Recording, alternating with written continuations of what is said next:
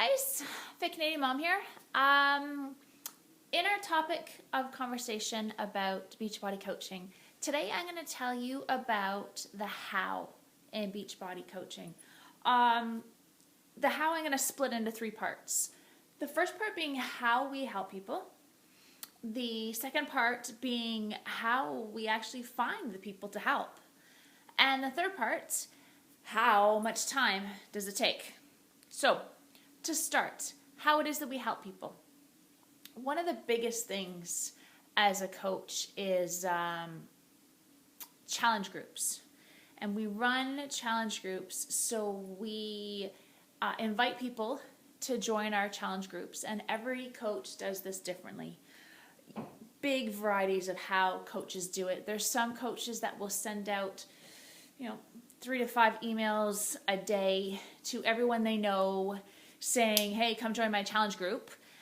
And for them, that sometimes really works, depending on the personality and how they approach things. I personally am not a fan of doing that. Weight loss and nutrition and fitness are very personal things. And so I don't want to invite someone that, unless they've spoken to me specifically about, hey, can you help me? Then I don't want to just assume that they want to. To me, it's almost kind of like I'm sending them an invite saying, you know what, you're a little chunky. Let's fix that. And to me, that's how I see it, but not everyone's different. So for some people that works, for some people it doesn't. I have sent challenge invites out to people that, like I said, have spoken with me already about it. So I know that they want to lose weight. I know that they want help. I know that they're trying to get exercise back into the regime. And so that's why I will invite them. Now, to get into it, everybody does the invite process differently. Like I said, some people do invites. Some people do like a mass posting on social media, Facebook, Twitter, Instagram. Hey, I'm having a challenge group, come join. And the challenge group concept is this. You get a group of people together that are all doing a Beachbody fitness program. They're all taking Shakeology so that we're trying to maximize what their nutritional intake is and to make one meal a day completely simple for them. And you get them all together, and some people will host it over Hootsuite. Majority of the time it's done over Facebook, and you create a private group. So the only people that can see what's being posted are the members of the group. And you just check in once a day with the group. You can host a 21-day challenge. You can host a 30-day challenge. Most of the time there's between 30 and 60 days. I typically give my challenge groups the option at the end of the 30 days to continue, and they usually do. So we go on for 60. But I like to give people that option at that point after 30 days, how they feel it's working for them. If they think they can continue on the journey, they've established enough of a foundation for themselves that they can continue, or if they love the fact that they've got someone checking in with them, because that's what a coach does. The point of the challenge groups is to help keep people motivated.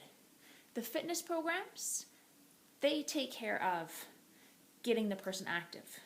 The toughest part of leading a healthy, active lifestyle is actually getting the motivation and the mental state to start doing the activity. Everyone knows they need to work out, but we all have other things in our lives. So the role of a coach is to make sure that they're motivated and supported to actually go through with the process and put their shorts on and put their running shoes on and push the video and press play and actually do the workouts. The fitness programs take it from there. You've got to get them to that point. So, like I said, challenge groups. People together, I've got my one going now is all women. And so they're actually, I check in once a day, and it's little things like little assignments to keep them engaged, to keep them talking with each other. Sometimes it's recipes, sometimes it's tips. There's something different every day. And as a coach on my team, you would have complete access to anything that I do in my challenge groups, so that when you go into yours, your very first one, you're not completely lost, not knowing what to do. I'll give you mine, and you can tweak it any way you want. I tweak mine differently with each challenge group, depending on who's in it and what the personalities are and what the feel amongst the group is, because every group that gets together is different. So challenge groups is the biggest thing that Beachbody encourages coaches to do. Fit clubs, another really big one. You actually get a space, you get a TV, and you say, hey, come to my free workout. And you play a T25 workout or a P90X3 workout, and people come and they work out for free. Now, they may not ever buy anything from you. They might love the workout and say, how can I get this at home? They might not. They might just love the fact that they're getting that offered, and it's an opportunity for them to work out, and it's not costing them anything to do it. And either of those is great. Fit clubs pull in a lot of people. They introduce us to new people. They get us conversing. They get us talking. They get us making friends. And we're social beings, so that's a really good thing. So that's the two biggest things really, is challenge groups and fit clubs.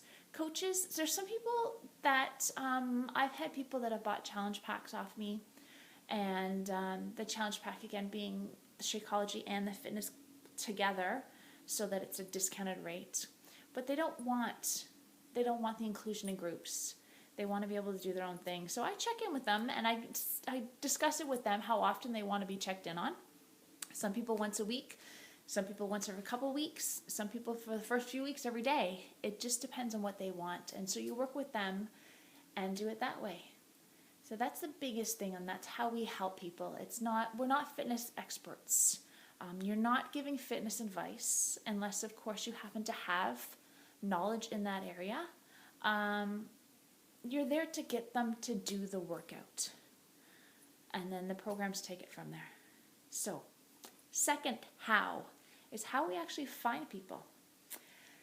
The great thing about today's world we live in is social media.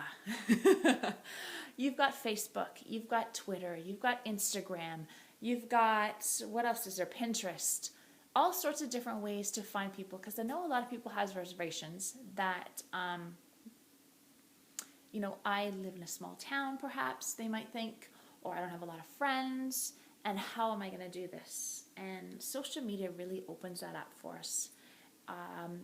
Facebook pages is a really, really big one. I have Fit Canadian Mom, and I have my personal page.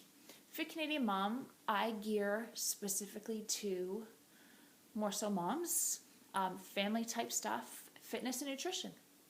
And I pull in a little bit of personal stuff, but the majority of the followers there, they want the motivation.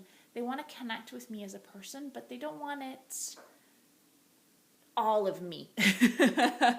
And so the great thing about Facebook pages is that anybody can sign up to follow you, and they don't have to open themselves up to you.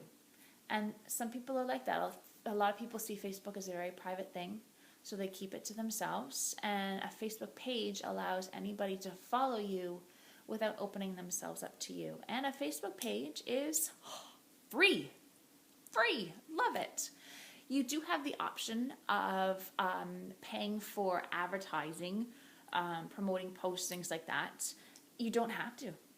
You don't have to. That's completely up to you. Completely up to you. So, we've covered how we help people. I've looked at how you find people. Now, finding people also, too, there's lots of different ways. You'd be surprised who you know. And start paying attention to conversations around you. Just for the heck of it. See how many times healthy eating, oh, my weight, oh, I should exercise. Those topics, see how often they come up. You'll actually be really surprised. And then there's also going to be people that you make connections that you never would catch you completely off guard. I actually yesterday got a message from a friend of mine that I went to high school with. And out of the blue, I get this message from him saying, "Hey Lisa, I see you talking about this Shakeology stuff all the time. My boss is doing T25 and was talking to me the other day about the Shakeology stuff." And I said, "Hey, you know what? A friend of mine is a coach. Let me connect you with her. You can talk to her about it." So now I'm helping this gentleman, his boss, friend of a friend. And that's how that connection was made. So you'll actually be really surprised that your extended connections, how quickly they will show up. Now, how much time does this involve? It really does depend on how much effort you want to put into it, how much you want to do with it. Typically, it's, from what I hear, most coaches are anywhere between a half hour to an hour a day, depending on how much effort they're putting into it. Majority of coaches do this part-time. I do it part-time. I handle a little bit in the morning and then a little bit at nighttime. I try and keep the middle of my day more so for my teaching and for the kids. So I'll get up before them and I'll take care of some stuff first thing in the morning so it's done. And then I can move on from there. But really, it depends on how much you want to put into it. I'm slowly putting more and more into it. My teaching schedule has come back a bit, so it's actually freed me up some more time to put more into it. When it depends, a typical day could change. Sometimes, I mean, if you're promoting a challenge group and you're trying to get people to join a challenge group, it is a little bit more effort, a little bit more of a time commitment because you're spending a lot of time in discussions. Quite often there's a little bit of back and forth. People typically don't decide right away unless they know right away that that's what they want. So for when you're doing things like that, it's a little bit more time commitment. I hop onto my back office every day and I check to see where my customers are at. All my Shakeology customers is a thing that I do as a coach, and I get all my coaches to do it as well because I think it's important. Is even if customers are just on Shakeology, typically it's a home direct shipment, so it's a regular shipment. It comes every 30 days. I keep a track in my calendar, just put a little reminder in my calendar every time someone's order goes in. So I schedule the next one. Okay, their next one's going to ship 30 days later. So I go back a week and I'll put in a reminder. So it's about a month. Every month I'll get a reminder saying, okay, so-and-so is supposed to ship a week from now. And I will let them know so that they're not caught off guard. So those emails are a little bit more time consuming. There's a template that I work from, so it is not too bad in that respect. But it's a courtesy that I do so that people aren't caught off guard because we live busy lives and the what am I getting here? Sorry. We lead busy lives and we quite often forget about what's coming down the road. And you know, if you've been away, if customers have been away on holidays, they might not want it every 30 days. So they have the option. I send that reminder. It gives them the option to postpone a shipment if they want to, or at least lets them know that, hey, it's coming. There's also a link in the email that I send them that if they want to change the flavor or they want to try something else, they can do that too. So how much time is involved, it depends on how much you want to do. There's some people that want to make this a full-time job. Obviously not full-time hours, but I've heard of coaches that'll do 3 to 4 hours a day. Like I said, the average coach, from what I know of, does between a half hour to an hour a day. And that a lot of that time is research. Like you're looking up material. You're in discussions with people about challenge groups. You're posting on all the social media sites. So the time commitment part really does depend on how much you want to put into it. And that's the beauty of this job, is that you can put as little or as much as you want. It's your business. Your business. No one tells you how much you need to work, how crazy hours you need to put in, or deadlines you need to meet. There isn't any of that. So if you want to put 5 hours a week in, you can. If you want to put 15 hours a week in, you can. Totally up to you. All right. So have a great night, guys. tomorrow's topic is the dollars and cents of it all. And I'll be talking to you tomorrow. Okay? Take care, everyone. Bye.